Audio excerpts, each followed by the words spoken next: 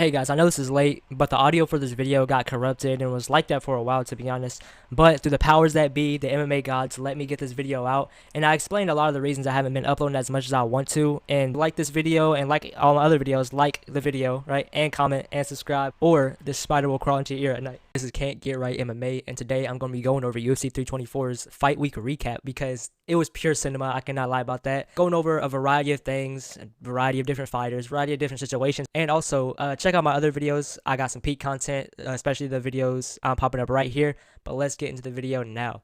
Justin Gaethje talks about fight pay, and he even got into a little back and forth with Daniel Cormier. Obviously, they're like golfing buddies and stuff like that. But Justin Gaethje, in a press conference, he was talking about how, you know what I'm saying, him having 11 bonuses in the UFC and them not adding up to $1 million is just downright criminal. And he admits, yeah, he could have probably done better things with his money, investment-wise and stuff like that. But still, you know what I'm saying, he's the highest of the sport, been there for years now. And like he said, 11 bonuses not racking up to $1 million. And he said that in a post-fight press conference. You know damn well how Dana White feels whenever his fighters talk about pay. And he even mentioned, but Daniel Cormier is saying, every single one of these fighters are getting extra pay for this new Paramount deal and so, even though it's just not true. Everyone's, I hear Daniel Cormier saying that everybody's going to get paid more on this card. I'm not getting $1 more than I would have if this deal did not happen. Saying everybody's getting paid more and you're lying. Why would you say that? Wait. Why would you talk out of your mouth when you have no idea what's happening? You're going to throw us under the bus and make us look stupid. Throw you You're under the getting paid bus. more. Why would you say that? Listen. You might be getting paid more, and I hope you are. Wait. Dana White saying, we reached out to Justin Gaethje to pay him more, and he just never responded. Like, they're just yapping bullshit, basically trying to save face for the company. So Justin Gaethje, he called him out. If y'all go look at Daniel Cormier, he was interviewing Justin Gaethje immediately off rip. He was not playing any games and started calling out Daniel Cormier about, like, why would you even say that? Why would you even say that, everybody's going to get more money for, you know what I'm saying, because of the Paramount deal, when it was never confirmed, no contract signings, none of that. You're out here saying everybody's getting paid more and you're lying. Why would you say that? Wait. Why would you talk out of your mouth when you have no idea what's happening? I actually know. Oh, you know that I'm getting paid more than I would have if this deal. I never said everybody. I never You said said everybody. You said every I single said the guy fighters will. will be I getting said paid more. The fighters. no. I said the fighters. I said the. You did say everybody. Trevor, could you please get your? Trevor, could you get your price unit? I gotta pull both you at different times. You and Ali off your knees when we're in front of the UFC. Are you kidding me? You're gonna do this? You're gonna throw us under the bus and make us look stupid. Throw you You're under the getting paid bus. more. Why would you say that? Listen. You might be getting paid more, and I hope you are. Wait, how would you know? I don't get paid nothing. I do this for free. I do this to help you. I love you, so I do this. See, and that's how you lie to the people, just like that. Yes. Nonchalantly, just crazy. Hey, what happened to 15 minutes? Eventually, along down the line, they did get more pay, like with the bonuses and so on and so on. But I mean, I think if it wasn't for Justin Gaethje saying that and the debate being sparked up again, all centered around the Paramount deal and fighter pay, who knows if they would even got that extra money? I'm being so dead ass. Like, who really knows if they even got more in extra money unless it was linked to the Paramount deal? And yeah, it was just such an interesting part of this fight week of Justin Gaethje talking about it and getting upset with Daniel Cormier whenever, you know what I'm saying, it was just yapping bullshit, talking about, they're gonna get paid more. Oh yeah, the next one, bro. The next one, peak cinema from this fight week, was Gene Silva having a meltdown over looking at the belt, bro. That shit was too damn funny, bro. All right, guys, I'm about to rewatch it right now because I've been rewatching this for a bit, bro. So many times I've replayed this, bro. But I'm gonna watch it again while I'm recording. All right, let's get to it. All right. What you guys think? We're good.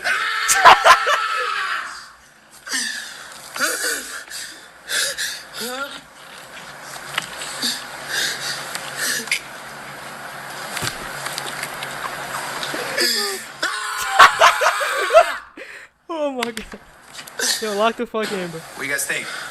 Okay, bro. Rah! Bro, try not to be too loud, bro. I'll try not to be too loud because the folks are sleeping, bro. But god dang, that shit had me hooting and hollering almost every single time. I gotta add to my favorite videos, bro.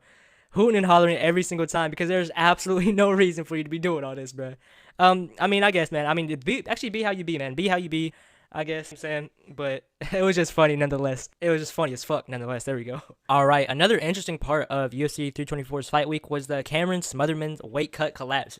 Basically, whenever he was weighed in on the scales, right? You know what I'm saying? Everybody knows about weight cutting, drains your body, losing all that weight, water weight, or just in general, gets, you know what I'm saying, dehydrates your brain, your body, your organs, so on and so on. Weight cutting's bad, but it's a part of the sport. And funny enough, bro, I seen this clip of Michael Bisping. He was talking about, yeah, you know, it's not that hard. You show up, you make weight. It's not that hard. You know what I'm saying? It's part of the job. And as soon as he said, oh, it's not that hard, is it? Like Cameron Smotherman fucking collapsed on the damn floor, bro. And it's like, oh, but yeah, I'm about to play the clip here. Well, I never have any sympathy for these guys. You got one job: show up on weight, in shape. That's it. It's part of the contract, isn't it? You've signed on the dotted line. You've got to go and get the job. You're a professional fighter. It's not hard, is it? You have months. Let's get a medical team in We're going to need a medical team relatively quickly on that. The thing. Dude, also with the Cameron Smotherman thing, bro, he made this video about how it wasn't the weight cut and, oh, you know what I'm saying, it wasn't the weight cut, guys. I didn't really cut that much weight, so on and so on. And I don't really know what happened, bro.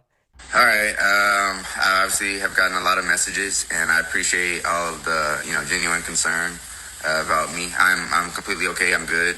I'm not entirely sure what happened. I see a lot of, people online saying, oh, it's crazy weight cut, stuff like that. I genuinely didn't cut very much weight for this fight. I came in, pretty low. But even, over the course of this week, I haven't cut much weight. I'm not entirely sure what happened, and I have some more tests and stuff to take in the coming weeks to, get to the bottom of it. But, for all the people, saying I must have done a crazy cut or something like that, I cut very, very little weight. Yeah, I'm not sure what happened. Bro, lock in, bro. Well, I'm not him, I guess, but we all know, bro. We know damn well it was the weight cut, bro. The reason I'm saying that is because damn well Dana White, bro, the people in the UFC, the big office, bro, they are holding him at gunpoint. Even you can look in the comments, bro, when he made an update for everybody. People were saying Dana's holding him at gunpoint, or he got a bonus for this video. Guys, damn well, he was just saving face for the company, guy. When he was saying, oh, I didn't really cut much weight, but I mean, maybe he wasn't, but I just have a suspicious feeling about that. Another moment from UFC 324's fight week was Arman Tsarukyan hate watching Paddy Pimblett, bro. I'm gonna just roll the clip. I don't even need to go. I'm gonna just roll the clip. This shit was funny as fuck, bro.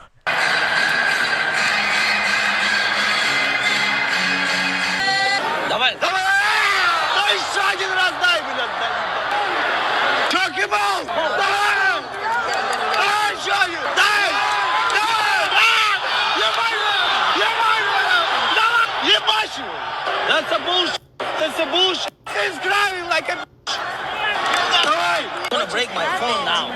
Ебаш! Давай! Эй, Left hook. Бей уже, бей! Bro, how he cannot knock him out? Scousers don't get knocked out. He got knocked out 15 times already. Emma! Kenny's a son.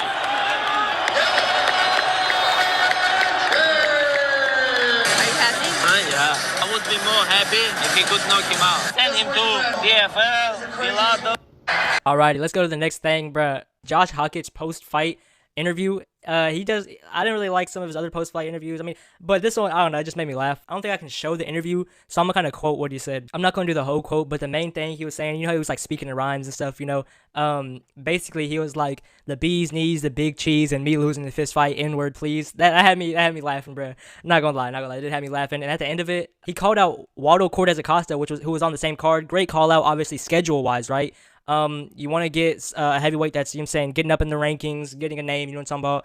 And, I mean, that was perfect. He captivated an audience, said some stuff, whatever, on the mic that's actually, like I said, captivating and not just being, being a doorknob and just not really saying anything or just being boring or whatever. And then he called out Waldo Cortez Acosta, as you should, like it was a smart call out, scheduling wise, and all the opponent. I'm not too much of a fan of this guy, Josh Hotchkiss or whatever, but his performance was pretty good, even though his opponent was absolutely, I don't know, man. I don't know what's up with the guy he was fighting, Freeman. I don't know, man. When I was streaming the Fight Companions, by the way, go check out my Twitch, and I need 50 subscribers to be able to stream on YouTube.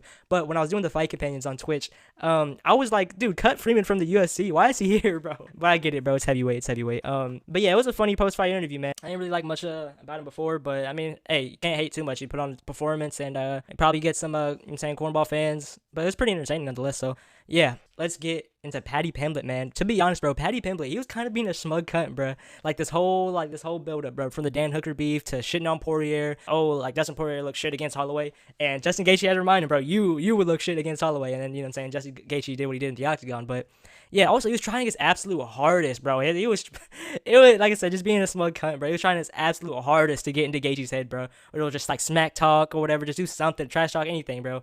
Just try to get on Gaethje's skin, bro. Saying he's in his head. Also he was like saying, yeah, Arman Tsarukyan, he's doing all this eating or whatever. You know what I'm saying? He's making these eating videos because he wants to be me. He wants to be me, lad. And also he was like, oh, anybody who's fans of Arman Tsarukyan, it's because they just don't like me. It's like, bro, not everything's about you, bro. Not everything's about you, bro. I guess you can like pick out everything under like every word over a fine tooth comb and like, oh, this is this. But there's like from interviews, pre-fight interviews, you know what I'm saying, and in the press conference, it just seemed like, bro, okay, bro. It's like, damn, you gotta have a little bit of ego on you, bro. But hey, man, he's fighting for a belt. You know what I'm saying? So like I said, fair play, I guess, bro. But it was pretty funny. That's just like, oh, you kind of look like a fool now, bro. But I liked Paddy Pimblett. But he did kind of make a fool of himself on Fight Week. Not too much like, oh, like drunken McGregor or anything, but he just did seem like a smug little cunt, bro. This whole fucking Fight Week, bro. Like just disrespecting people, shitting on people. Also in the press conference, Sean O'Malley, he was like, oh, I want to stiffen Song Yadong. His original. This is the funniest thing ever, bro. Sean O'Malley, he was doing like this interview with MMA Guru talking about how he's gonna say that in the press conference, saying he wants to stiffen Yadong. Obviously, it's like a joke, stiffen Yadong, oh, hard on or whatever, and also knocking Song Yadong out. But he said that in the press conference, but notoriously he's bad at press conferences, right? Because he just doesn't have that charisma. And it's so funny, his like one line, bro, he fucked it up. Bro, he fucked it up. He said, instead of saying, oh, I'm gonna stiffen Yadong, he said, I'm gonna stiffen Song Yadong. Like, it's still the same thing, but it's like, obviously, like, he fucked up the line. That's not what he was like trying to say. Or like that, the joke, he just the joke just fell flat on his face. Like, yeah, it was pretty funny. But also, another thing about this UFC 324 week was Paddy Pimblett's posture, bro. Like, they were doing these face-offs for the Paramount deals. It was like Song Yadong, Sean O'Malley. You know what I'm saying? There was a co-main event, and then we had Justin Gaethje, Paddy Pimblett. And, dude, I'm not going to harp on too long, bro, but Paddy Pimblett's posture was just atrocious, bro. It was funny as fuck. Also, I want to get into Michael Bisping completely dismissing Umar's performance when he was interviewing Sean O'Malley, right? And I want to talk about that fight because everybody's talking about, oh, that fight was so boring. The fight was so boring. And Umar Nurmagomedov this. He's not this, and that. He's not this, and that. But, I mean, there are some logical people that were looking at the fight, and it's like, Figueiredo was not doing a damn thing. You know, how can you blame Umar, you know what I'm saying, for not being able to do nothing whenever it was Davidson Figueiredo not doing anything except for backing up? You get what I'm saying? And the way Bisping was dismissing Umar, it's like he just wanted to like diss on Umar just to up Sean O'Malley, right? But even though their performances, both of their performances weren't like the craziest thing, right?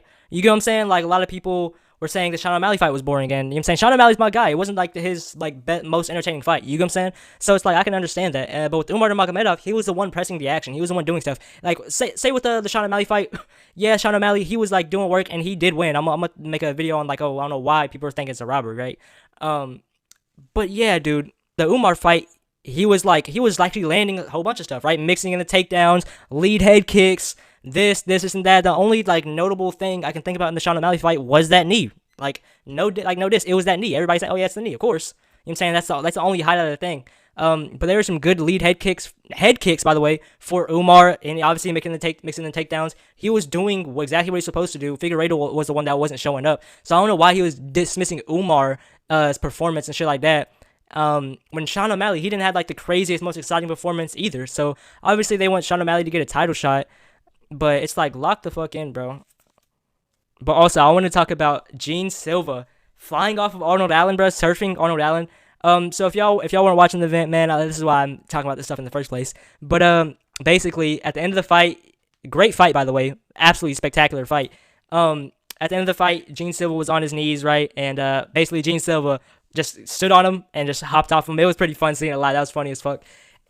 But all right, let's get part of this fight week was Dana White. He was actually like, he listened to the fans, bro. Whenever he was doing these fight announcements, he was actually making an effort to promote, right? You know what I'm saying? We all know like Dana White, he just doesn't care about the sport. Like, you know what I'm saying? He was trying, but majority now he don't really care about the sport really. But you know what I'm saying? He was really promoting this event really well on this page. I can't show the video because it shows like fight clips and stuff like that, but there, instead of just him like in a low quality, oh yeah, this and this, and like, okay, you know what I'm saying, oh, I'm over, he was like making an effort. His voice sounded different, you know what I'm saying? He was like, you know what I'm saying, actually trying to captivate an audience. They put clips of like fighters and fights going on, And like I said, he actually made an effort to promote the actual card instead of just doing the bull. What's up, everybody? It is Fight Week Live this Saturday night from the sold-out T-Mobile Arena in Las Vegas. We are back. The main event, Gaethje versus Pimblett. Badass fight for the lightweight interim title to see who will face Topuria. The co-main event, another banger, O'Malley versus Song Yadong. All right, pay attention here, everybody, because it used to be 6, 8, 10 on the East Coast. It is now 5 o'clock are the early prelims, 7 o'clock are the prelims, 9 o'clock is the main card, and you can watch the whole thing on Paramount Plus. Couple of fights you might not know about. Michael Johnson versus Alex Hernandez. These are two longtime UFC vets that have both been resurgent over the last couple of years. Both are 4-1 in their last 5, 7 straight wins between them. Johnson has fought every one of the top 15 over the years. He is a dog and still very dangerous with quick hands and power in both. But Hernandez has that striking power too, coming off back-to-back knockout performances over Fajeda and Hooper. Their styles are very similar, and the odds are very close on this one. Another fight you might not know about. Gauthier versus Pulev. At 23 years old and considered one of the UFC's hottest prospects, Gauthier made his UFC debut turning heads with his violent knockout of the incredibly tough and previously never been knocked out Jose Medina. Since that time, he has recorded 2 more first-round finishes. He is now 9-1 on an 8-fight win streak, with all 8 of those coming by knockout. He is facing fellow Contender Series alum Andre Pulev. Andre is a well-known kickboxer with 8 wins by finish, including 6 by knockout and 2 by submission. Andre will be looking to derail the hype train and pick up his 2nd win in a row following an impressive comeback knockout over Nick Klein.